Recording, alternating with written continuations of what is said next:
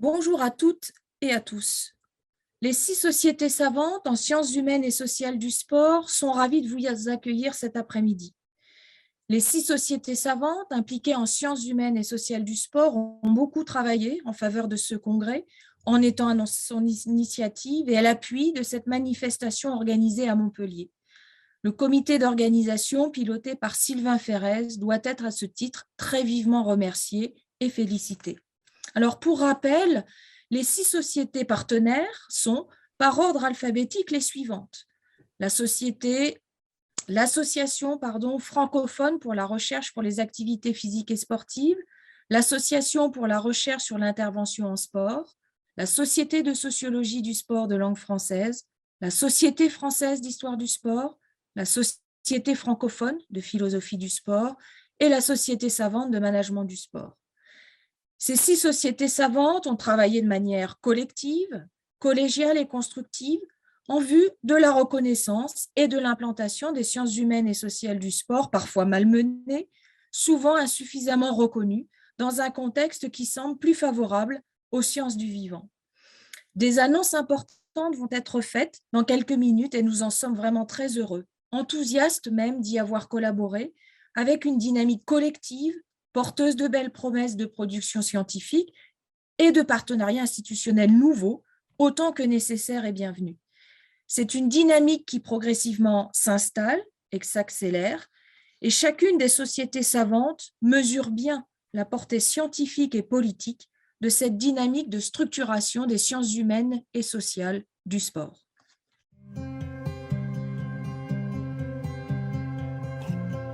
Bonjour, quelqu'un ne me connaît pas, je m'appelle Charles-Antoine et je suis athlète, je fais partie de l'équipe de France sport adapté.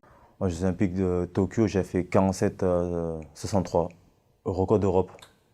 Et j'ai signé autographe à tout le monde.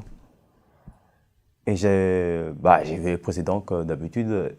Voilà, le président, vous connaissez, il s'appelle Emmanuel Macron et j'ai vu en vrai. La question, j'ai dit que là, j'avais donné envie d'entraîner les autres. Et la performance que j'ai fait aux Jeux Olympiques, par exemple. Et ça m'a donné envie les autres, envie de faire le sport. Comment? En fait, c'est que moi, voilà, j'ai envie de devenir entraîneur, par exemple. Et, et c'est bien, il y a des jeunes et ils ont envie de faire comment. C'est moi qui va faire de montrer aux autres comment on fait, comment on court à l'athlétisme, comment on fait le chauffement. Et voilà. Moi, j'avais à apprendre beaucoup de choses et, et c'est tout, c'est trop important pour moi. Donc, j'avais à apprendre à parler que des autres gens normaux. Les RTP sont créés pour une durée de 3 ans par un ou plusieurs instituts. Dans notre cas, eh bien, je vous annonce que nous allons en créer un au sein de l'INSHS, puisqu'il s'agit donc de créer un réseau thématique que nous appelons sport avec un S et société, et qui va donc pouvoir se créer à partir de maintenant. Alors, un RTP est dirigé donc par un responsable, un bureau de coordination. Ces responsables et ce bureau est nommé par la directrice de l'INSHS. Le RTP va bénéficier d'un financement spécifique reconduit chaque année au vu du bilan financier, du budget prévisionnel, d'un rapport annuel de synthèse sur les actions mises en œuvre et sur les actions prévues. Et ce rapport va être examiné par le conseil scientifique de l'INSHS qui va l'évaluer pour notre direction. L'objectif de notre RTP Sport et Société sera donc de cartographier la communauté de recherche en sciences humaines et sociales du sport, de la structurer en identifiant notamment ses objets principaux, ses orientations partagées entre plusieurs disciplines, de se déployer en direction des enjeux de société liés au sport et bien sûr de formuler des recommandations afin de développer la pluridisciplinarité des recherches et d'accompagner les politiques publiques. Ce réseau aura aussi pour vocation de proposer une articulation avec les autres initiatives structurantes déjà existantes. On a tenté de s'articuler à ce que le CNRS proposait. Et donc, l'idée, c'est qu'aujourd'hui, on vienne en soutien du CNRS sur le travail qu'il va faire de cartographie. On vient en soutien aussi des sociétés savantes, hein, et on a décidé de vous ouvrir un espace important de publication. On a une collection qui est très, très lue, hein, quand même, d'ouvrages sur les SHS, hein, une collection Athéna. Et on a proposé que vous puissiez utiliser, vous avez un droit de tirage pour produire ce que vous voulez, hein, sur SHS et sport. C'est une chose qui est importante de faire. Et si c'est important de le faire, c'est pour vos communautés, pour vos différentes sociétés savantes, mais c'est aussi pour un certain nombre d'acteurs extérieurs au monde de la recherche. Je pense que là, on a un travail c'est notre collègue qui intervenait pour les sociétés savantes qui le disait tout à l'heure, on a un vrai travail de reconnaissance du champ. Et puis, en complément, encore une fois, des actions du CNRS, on va soutenir une étude qui est faite, qui sera consacrée aux jeunes chercheurs en sciences humaines et sociales et sport.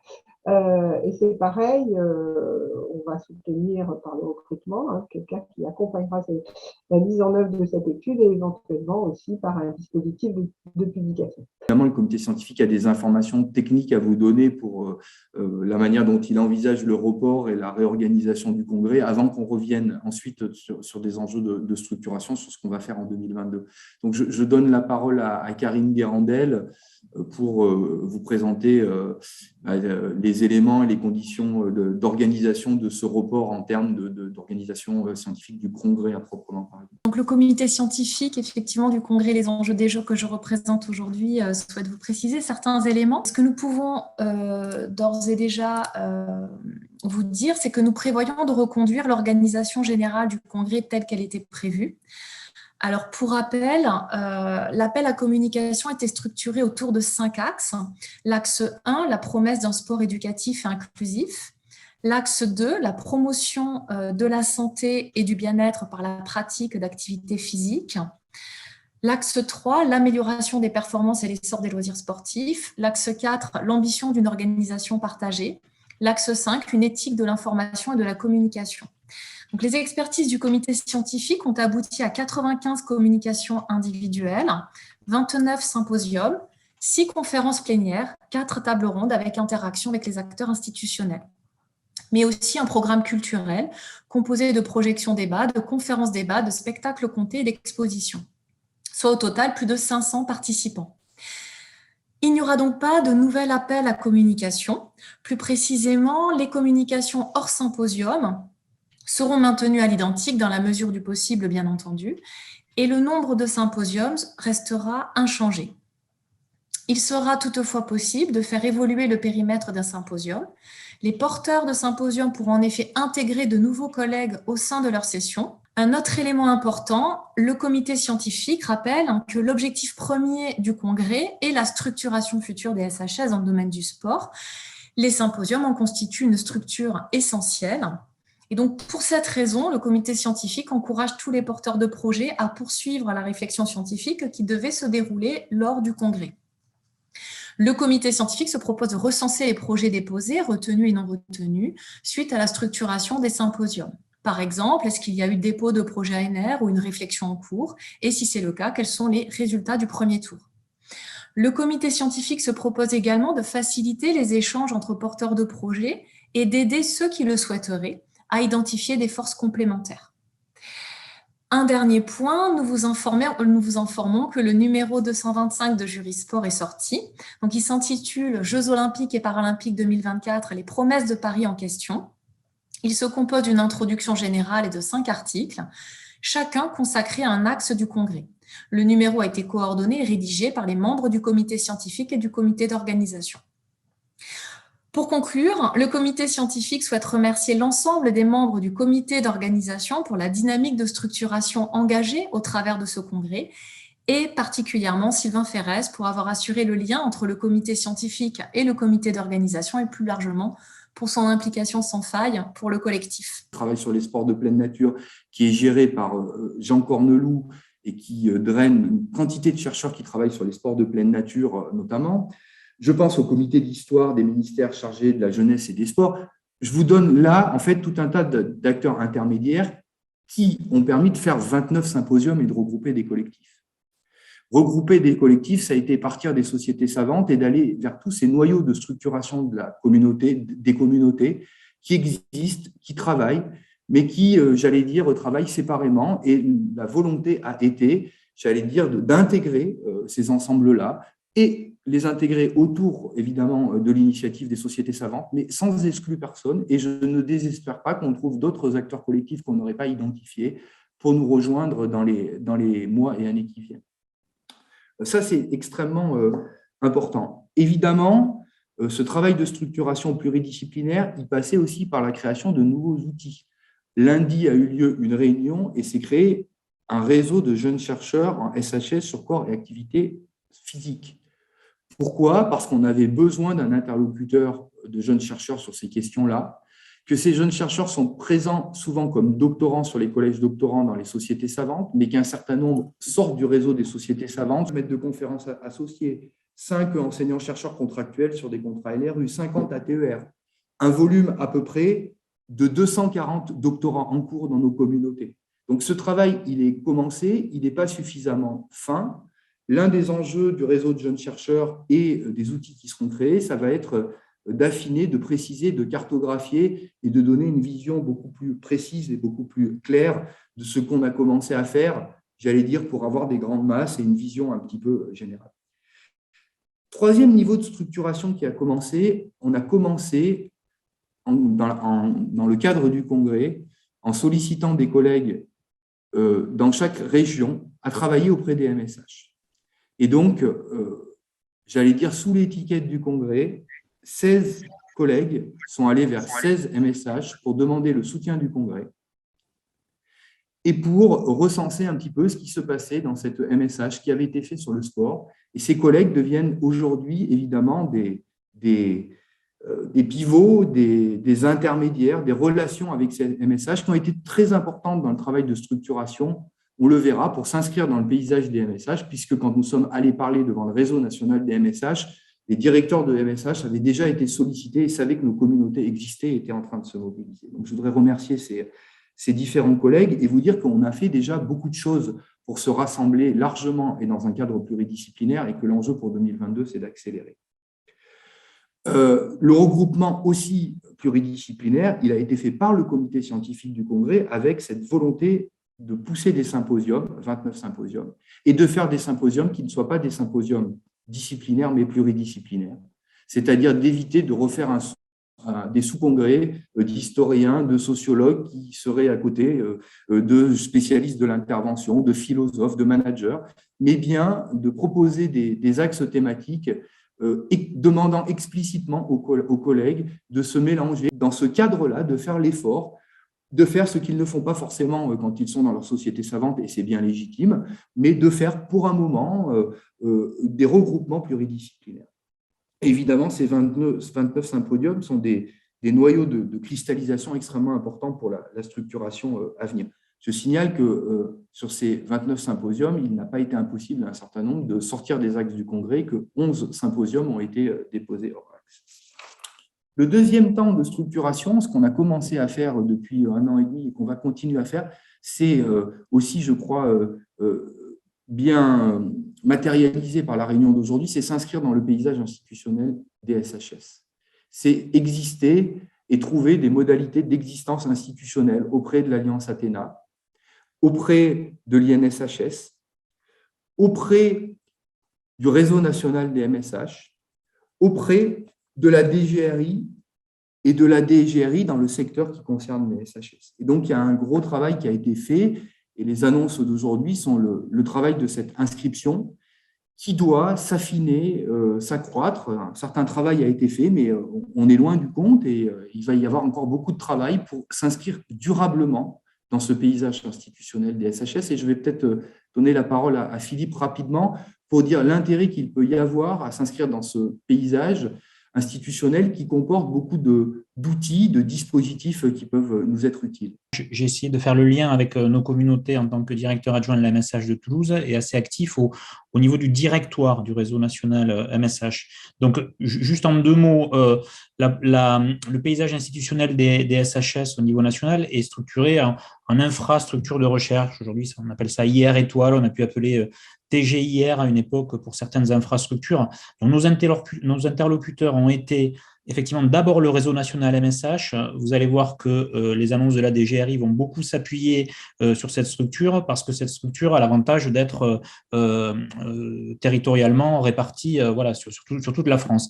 Et il y a 2 autres structures dont je veux parler qui fonctionnent ensemble, 2 infrastructures, IR étoile aujourd'hui pour le ministère, c'est Progedo et Humanum. Alors, c'est dans le paysage institutionnel des SHS, c'est ce qu'on appelait avant des TGIR, très grandes infrastructures de recherche. Elles sont centrées sur la question des données, donc plutôt des données quantitatives, Humanum plutôt du côté du stockage. Donc là aussi, ce sont les MSH qui se font le relais en partie d'Humanum avec des correspondants Humanum. Et Progedo, qui est plutôt là un stockage de données, à la fois de grandes enquêtes européennes, de la statistique publique et d'enquêtes que les chercheurs peuvent amener, donc des données essentiellement quantitatives, mais avec des ouvertures potentielles. Cette infrastructure de recherche nationale se retrouve elle aussi dans les MSH via les plateformes universitaires de données. Si vous connaissez, un certain nombre connaissent probablement, voilà, il y a un référent scientifique et des ingénieurs dans les plateformes universitaires de données pour travailler et œuvrer au partage de la communauté. Donc avec Sylvain et d'autres collègues, on a travaillé aussi à se rapprocher de ces infrastructures de recherche pour inscrire les SHS du sport dans tout ce paysage institutionnel des SHS. Et sans faire trop long, ce que je veux quand même vous dire, c'est que la réception qu'on a du côté des institutions SHS nationales, elle est très, très favorable. Moi, je crois qu'on est dans une séquence où on est une communauté déjà très structurée, qui avons fait les frais de cette interdisciplinarité des STAPS plus ou moins laborieuse avec certaines sciences en particulier, avec des tensions, on sait ce qui se joue à certains niveaux. Mais je crois qu'on est vraiment très, très avancé par rapport à d'autres SHS pour pouvoir faire tourner précisément ces instruments du paysage institutionnel des SHS. Et en tout cas, on est perçu comme tel. Là, on aurait pu donner son parti, la parole à Françoise et à Caroline Baudolec, mais les retours qu'elles nous ont fait avec Sylvain et qu'elles nous font encore, y compris dans l'organisation de ce temps de communication, c'est qu'on est, c'est très pro, c'est très structuré et je crois qu'on a vraiment les moyens, donc dans l'autre sens, quelque part, pour nous valoriser les SHS. C'est-à-dire, ce n'est pas les SHS qui viennent juste amener des choses aux SHS du sport, mais je pense que les SHS du sport ont la capacité à faire tourner, au jour d'aujourd'hui, des instruments de la politique nationale des SHS. Dans le paysage institutionnel des SHS, j'ai dit il y a la DGRI, mais au-dessus de la DGRI, évidemment, il y a le ministère et les acteurs de l'État. Et évidemment, il y a eu un gros travail qui a été fait auprès des acteurs de l'État, donc je ne pourrais pas dire beaucoup de choses, mais qui s'est matérialisé par le soutien du gouvernement et le soutien du président de la République et le haut patronage de nos congrès, puisque vous le savez, on est dans une fenêtre qui est celle des Jeux olympiques et paralympiques de 2024, où il y a, j'allais dire, une préoccupation particulière pour l'accompagnement des politiques publiques liées au sport et la manière dont cet événement, notamment, mettra en lumière ou serait en mesure d'accélérer cet accompagnement des politiques publiques. Je voudrais être très clair sur ce point pour que les choses soient claires. Ce que nous avons demandé auprès de l'État, c'est de ne pas travailler sur l'héritage des Jeux olympiques et paralympiques, qui n'est pas notre question.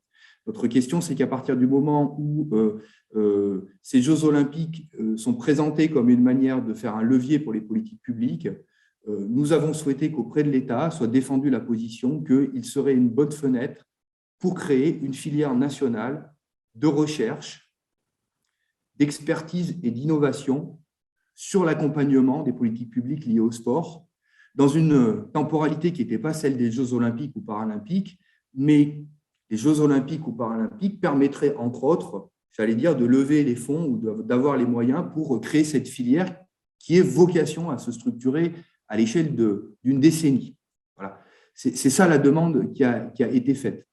La DIJOP est chargé de traiter les questions d'héritage. Les questions d'héritage à court terme ne sont pas des questions de chercheurs. Il peut y avoir évidemment des articulations ou des discussions avec des chercheurs, et elles se feront et on fera le nécessaire pour qu'elles aient lieu.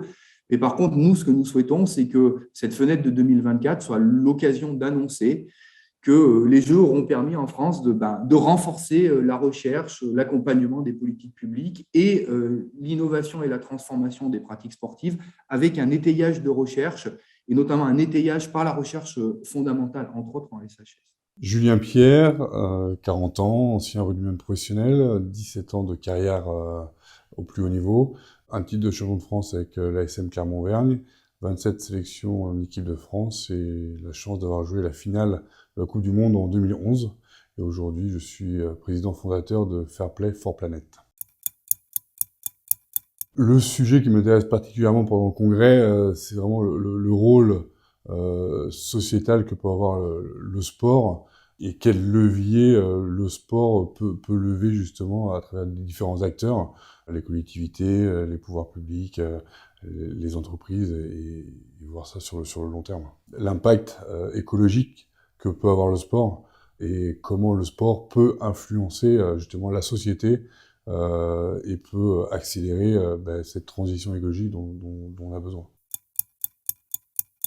Et ce qui m'intéresse particulièrement dans le rôle justement des chercheurs et des chercheuses et à travers ce congrès, mais notamment de leur travail, c'est justement eux la perspective qu'ils ont sur le long terme, de ne pas réfléchir à un mois, 6 mois ou un an, c'est réfléchir sur 5, 10 ans et de vraiment pouvoir voir l'impact du sport sur notamment l'environnement et l'impact écologique que peut avoir le sport. Depuis 2018, la ministre avait décidé d'allouer à mon secteur une enveloppe de 5 millions d'euros annuels, 5 millions, qui, c'est énorme, hein, j'en ai tout à fait conscience, ces 5 millions doivent être attribués pour soutenir, développer, flécher des initiatives pour permettre justement aux SHS de se structurer et d'être accompagnés dans des transformations. Vous n'avez peut-être pas entendu parler de ces 5 millions, mais vous les avez vus passer. C'est par exemple les délégations qui ont été multipliées par 1,5 à l'INSHS les 2 dernières années. C'est par exemple dans les établissements les CRCT supplémentaires qui sont arrivés. En total, sur 2 ans, on est parti d'à peu près un peu moins de 400 semestres de décharge. Cette année, 1000 semestres ont été attribués soit par délégation, soit par ces systèmes de CRCT aux collègues.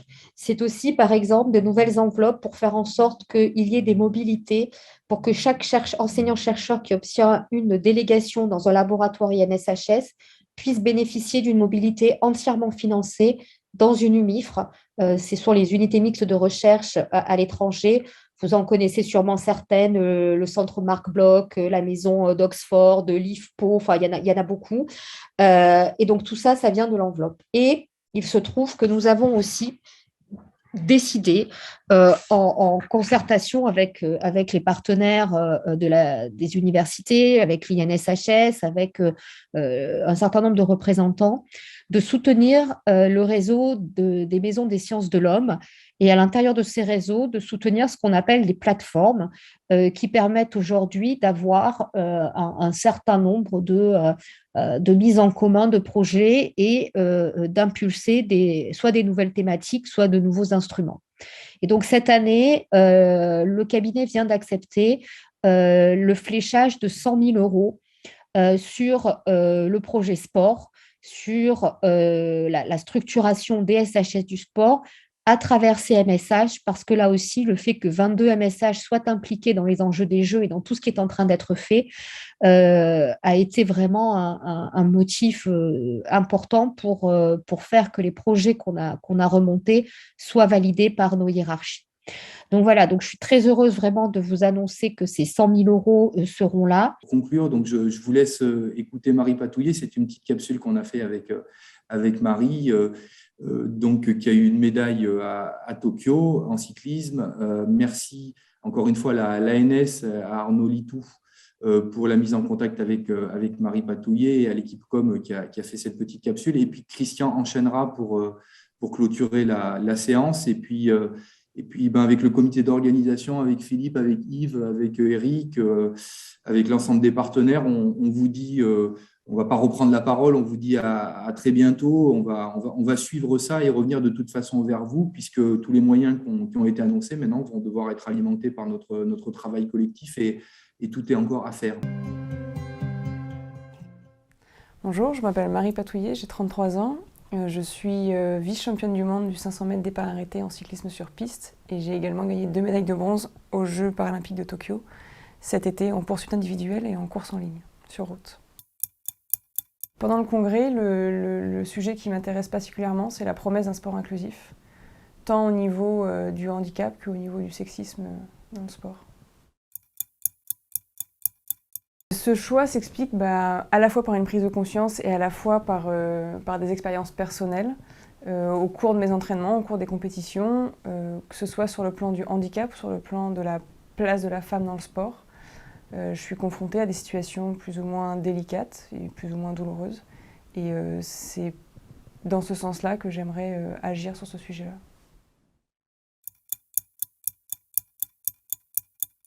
Pour moi, les chercheuses et chercheurs en sciences humaines et sociales ont un rôle important dans la recherche de performance des athlètes, qu'ils soient olympiques ou paralympiques. Ce projet qui tourne autour de l'athlète, pour moi, c'est évident qu'il doit être pluridisciplinaire.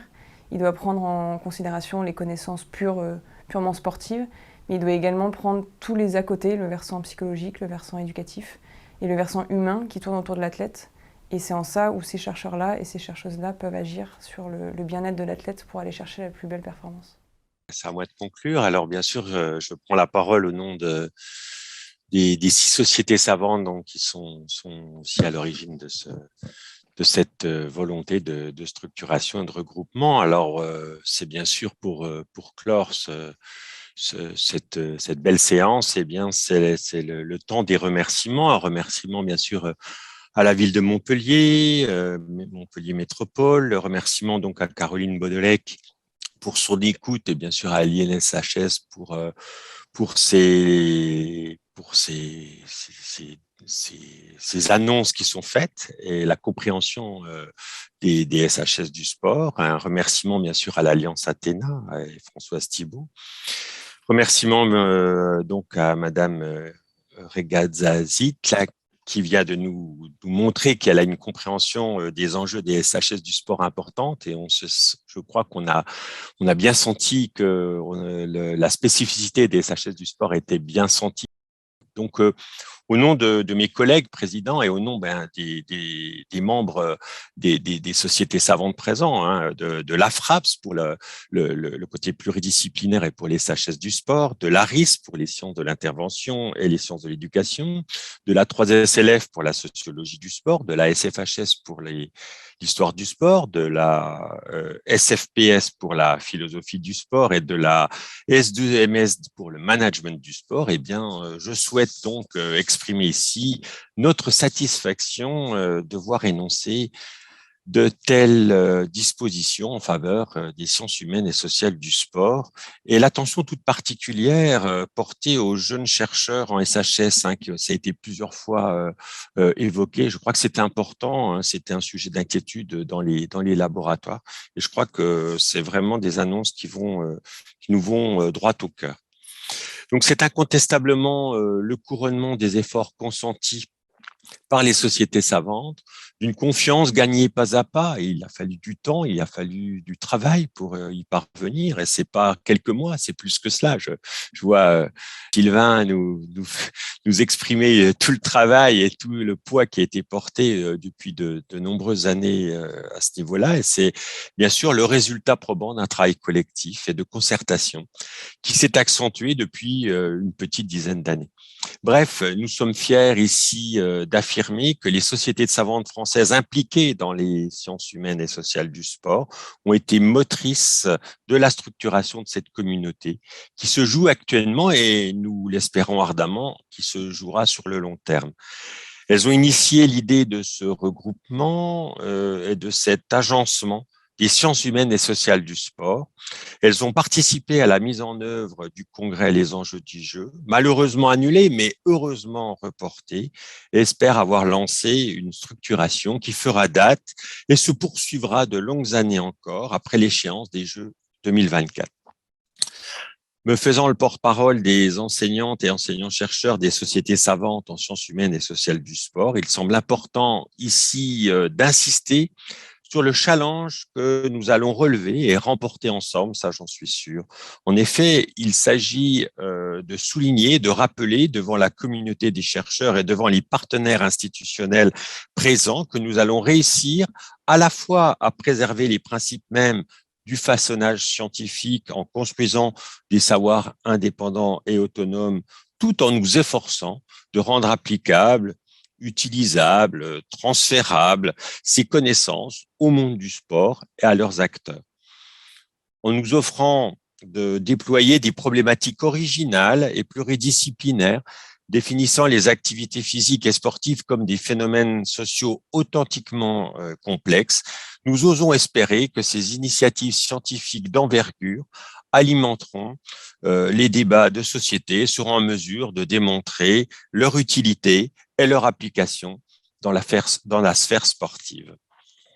Pour terminer, nous sommes heureux de disposer désormais des moyens nous permettant de poursuivre nos perspectives de structuration des sciences humaines et sociales du sport, de pouvoir mettre en place une politique scientifique de ces mêmes SHS du sport et, bien sûr, ce qui va impliquer les chercheurs réunis nombreux aujourd'hui, de développer des projets scientifiques d'envergure. Donc, au nom des sociétés savantes réunies, recevez nos remerciements chaleureux et je ne peux que vous inciter, très chers collègues, à poursuivre sur cette voie et à accomplir ces tâches que nous allons faire tous ensemble afin de parvenir à